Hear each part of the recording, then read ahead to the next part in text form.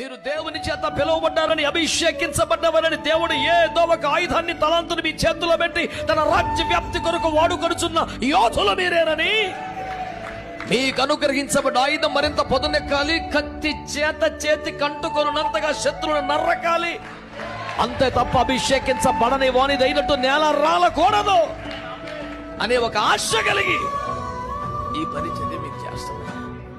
కృపగల దేవుడు కార్యసిద్ధి కలుగు చేయనుగా. హల్లెలూయా. ఈ మాటలు నేను మీతో పంచుకుంటున్నప్పుడు బహుశా మీలో ఒకరికో ఇద్దరికో కొద్ది మందికో నాకేమంత పదునైన ఆయుధము లేదు, నాకేమంత బలమైన ఆయుధము లేదు, నేనంత పెద్ద యోధుడేమీ కాదు, సాధించిన విజయాలు కూడా ఎక్కువేమీ కాదు అని ఒక ఆత్మ నూన్యత భావం కలిగితే మీరు పొరబడుచున్నారని కాదు. సౌలు ఆయుధము లేకపోవచ్చు కానీ దావీదు రాయి అతనికి చాలు, గొల్లియాతు గారి చావలు పడతాడు. కొట్టా గట్టిగా హల్లెలూయా.